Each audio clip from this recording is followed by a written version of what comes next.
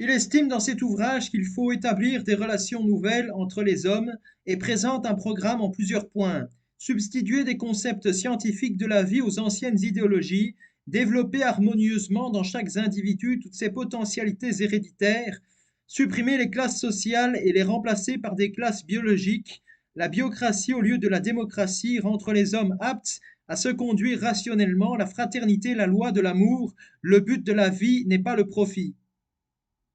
Estimant que la sélection naturelle n'a pas joué son rôle depuis longtemps et que beaucoup d'individus inférieurs ont été conservés grâce aux efforts de l'hygiène et de la médecine. Il y plaide aussi pour un eugénisme que l'on qualifie aujourd'hui de négatif, incluant l'euthanasie de toute une série d'indésirables et le reconditionnement au fouet des délinquants. Vivant aux États-Unis à l'époque et ayant atteint la limite d'âge qui lui interdisait de poursuivre ses travaux à l'Institut Rockefeller, Alexis Carrel est rentré en France 2 mois avant le début de la Seconde Guerre mondiale. La Fondation Rockefeller avait recruté le médecin lyonnais en 1906, l'amenant à migrer au Rockefeller Institute for Medical Research de New York jusqu'à sa retraite en 1939. Revenant s'établir en France en 1941, faute d'avoir pu mener à bien son projet d'Institut de l'homme outre-Atlantique, en profitant de la volonté américaine d'améliorer ses liens avec Vichy, Carrel, qui s'était lié avec Pétain lors de la Première Guerre mondiale et dont le Parti populaire français revendiquait depuis 1938 le soutien, accepta d'établir la Fondation française pour l'étude des problèmes humains. Le 17 novembre 1941, la Fondation ambitionne de rendre compte du composé humain associant l'âme et le corps. Elle a pour objet l'étude sous tous ses aspects des mesures les plus propres à sauvegarder, améliorer et développer la population française dans toutes ses activités. La Fondation entend initier une nouvelle science de l'homme aux contours très larges. Biologie de la lignée, natalité, développement de l'enfance, développement de la jeunesse, habitat, nutrition, biotypologie, psychophysiologie, travail, économie rurale, production, sociologie, économie, finance, droit, assurance. Un des souhaits de Carroll est par ailleurs de rassembler les travaux scientifiques de valeur. Trop de chercheurs ignorent les travaux de leurs pairs. Sa mission est l'étude sous tous les aspects des mesures les plus propres à sauvegarder, améliorer et développer la population française dans toutes ses activités.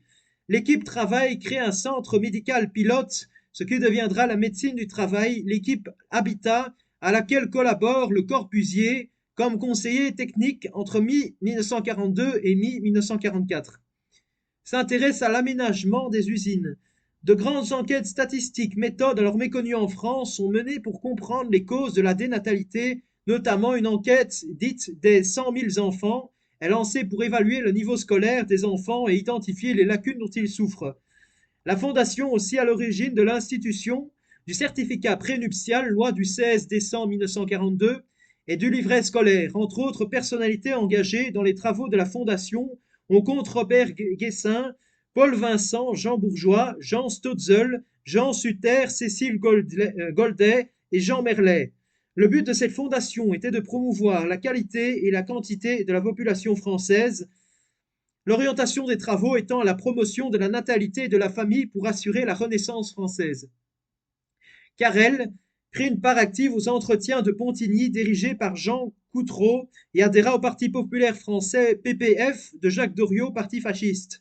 Jean Coutreau est accusé d'avoir comploté dans un prétendu réseau appelé la Synarchie, le centre d'études des problèmes humains créé en 1936, associé à ses recherches et réuni en particulier au colloque de Pontigny de personnalités parmi lesquelles je citerai seulement le P. Tellard de Chardin, Aldous Huxley, A. Sauvy, Maria Montessori, H. Dubreuil, du B.I.T. G. Matisse, biologiste, A. Varagnac, ethnologue, M. Pré-Lo, juriste Tchakotine, l'auteur du viol des foules. Les travaux de Jean Coutreau et de ses amis sont sous-entendus par une finalité, le devenir humain et la part créatrice de chacun, et ce n'est pas par hasard s'il intitule son ouvrage De quoi vivre. Le terme de synarchie a été beaucoup utilisé au début des années 90 pour évoquer un complot cherchant à imposer à la France un gouvernement technocratique allant à l'encontre des objectifs de la révolution nationale pétainiste. Ce thème apparaît dans des livres, journaux, notes personnelles et circulante, etc. Le mot synarchie désigne originellement une forme théorique d'organisation sociale tripartite développée à la fin du XIXe siècle par l'ésotérisme français Joseph-Alexandre Saint-Yves d'Alvèdre. Dans son œuvre, cet auteur affirme son rôle messianique en proposant un mode de gouvernance simultané des aspects intellectuels et spirituels, d'une part politique, militaire et juridique, d'autre part économiques et sociaux, enfin de toute collectivité humaine. Selon les versions les plus répandues, une puissante société secrète, le mouvement synarchique d'Empire, aurait été créé en 1922, constitué autour de la banque Worms.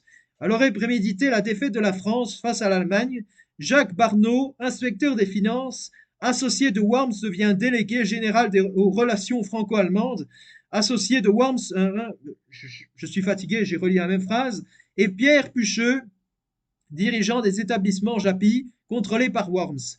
Secrétaire d'État à la production industrielle, puis ministre de l'Intérieur à partir de juin 1941, quelques autres promus par Darlan apparaissent proches, tels Marion Benoît Méchain, le hideux, comme aussi Boutillier, qui reste ministre des Finances, dans l'œuvre sans relâche.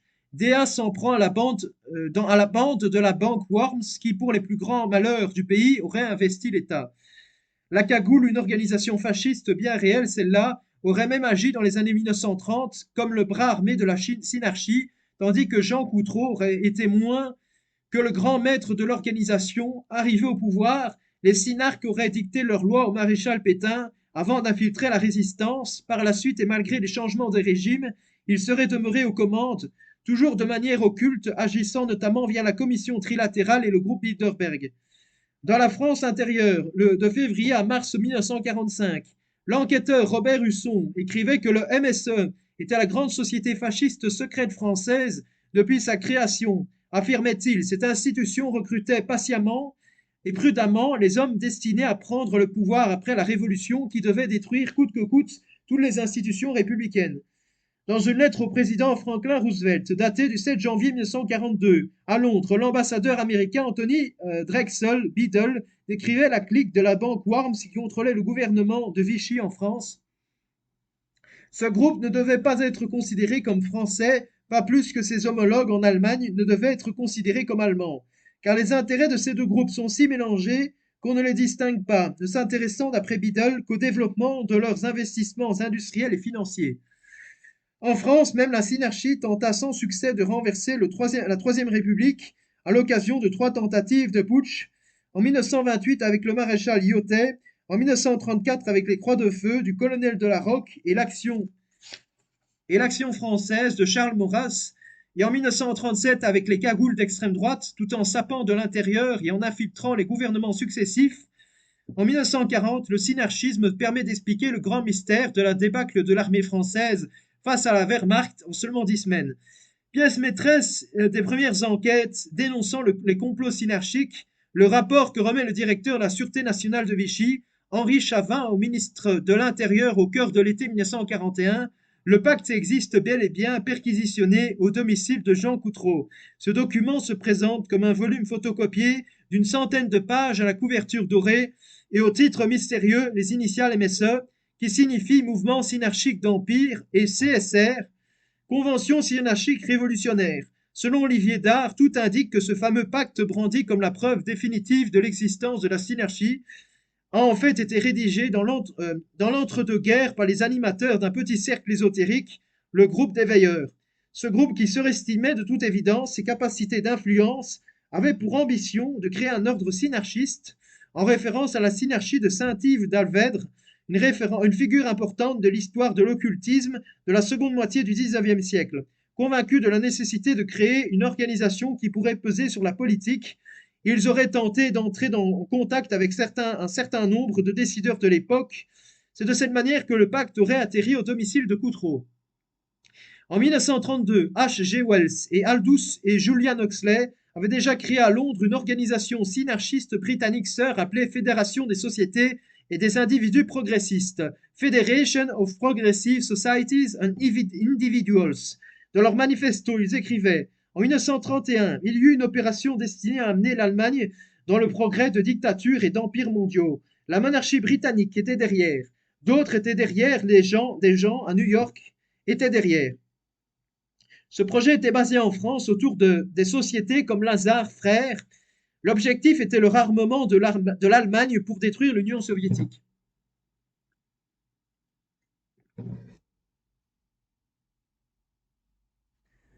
Tandis que l'Allemagne serait embourbée en Russie. Les Alliés, la France et la Grande-Bretagne, comptaient attaquer l'Allemagne par derrière, l'écraser et en même temps se débarrasser de l'Union soviétique et établir une dictature mondiale.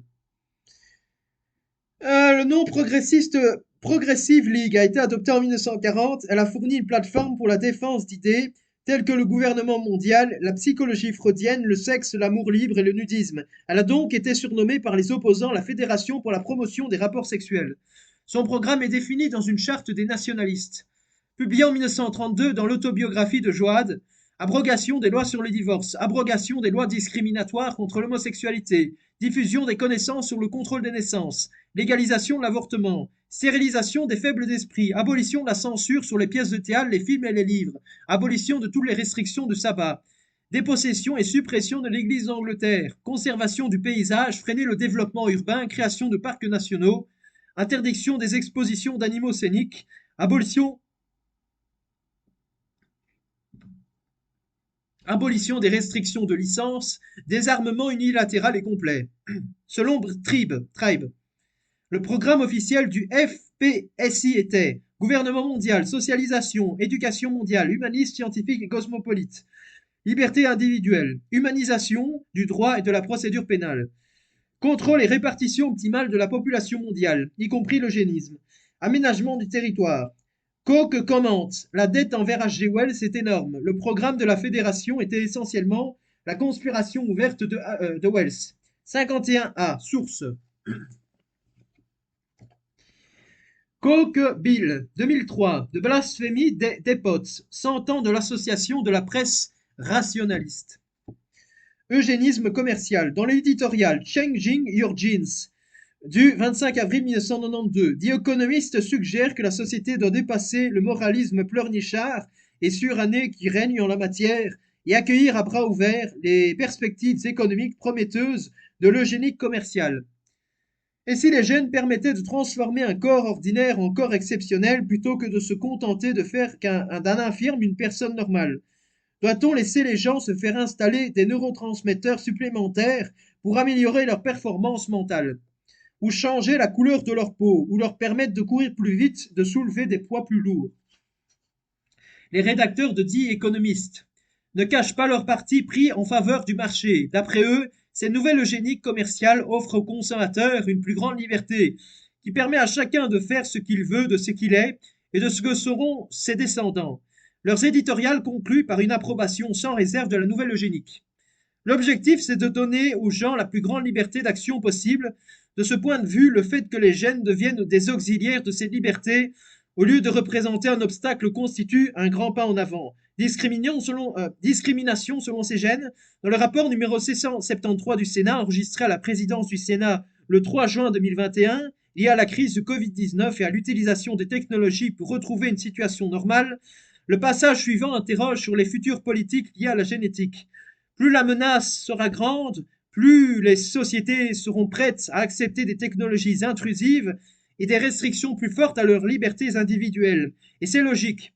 Dès lors, comment garantir que les données collectées à l'occasion d'une crise sanitaire ne seront ni conservées au-delà du strict nécessaire, ni exploitées ensuite à d'autres fins, notamment politiques?